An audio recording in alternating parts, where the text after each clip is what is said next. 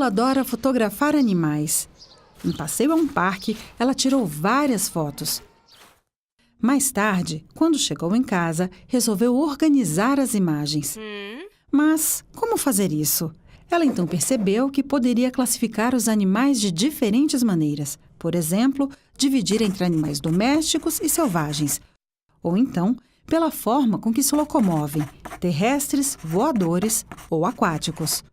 Ou ainda, dividi-los entre mamíferos, insetos, aves e peixes. A escolha de como classificar vai depender de como Paula quer entender esses animais. A classificação é um recurso muito importante para entender um determinado assunto. O governo faz a mesma coisa para compreender, organizar, planejar e fiscalizar melhor suas contas. Existem várias classificações para poder analisar as receitas e as despesas por diversos ângulos. São as chamadas classificações orçamentárias. Cada uma mostra um aspecto importante da despesa e da receita.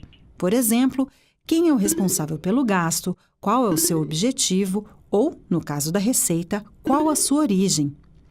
Uma das classificações utilizadas pelo governo divide as receitas e as despesas entre primárias e financeiras. Essa classificação é importante para avaliar a saúde financeira e o endividamento do governo. Vamos entender isso. O governo tem duas maneiras de conseguir recursos para custear as despesas públicas. A primeira é por meio da cobrança de tributos, como o imposto de renda e a taxa de emissão de passaportes, ou com os recursos obtidos por meio de concessões, como de estradas, portos e aeroportos.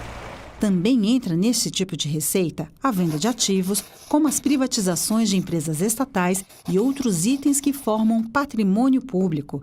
Nesses casos, a fonte de recursos é chamada de primária, porque o governo não precisa contrair uma dívida para conseguir essas receitas. A segunda forma que o governo tem para obter recursos é exatamente a contratação de dívidas.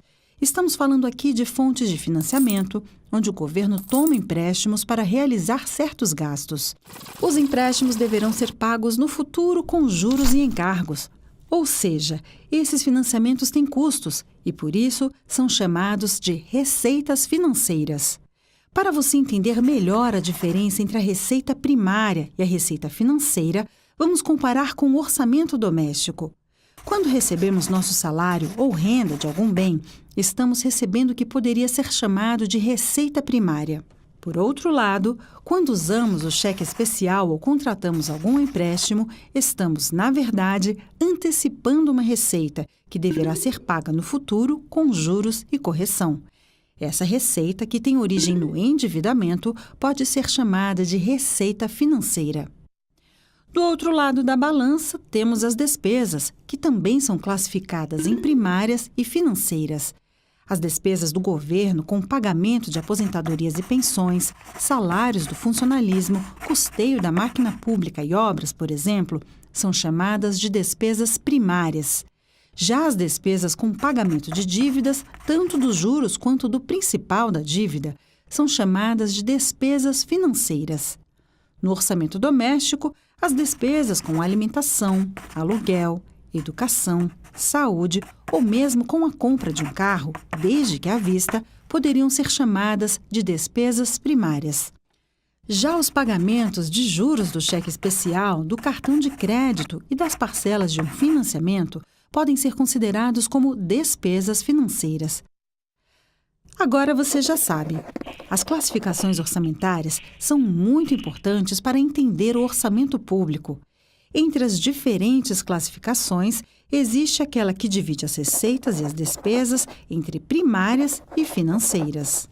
No próximo vídeo, vamos ver como essa classificação permite avaliar as contas do governo. Para mais vídeos da série Orçamento Fácil, se inscreva em nosso canal. E se você acha que outras pessoas também deveriam aprender mais sobre orçamento público, curta o vídeo e compartilhe com seus amigos.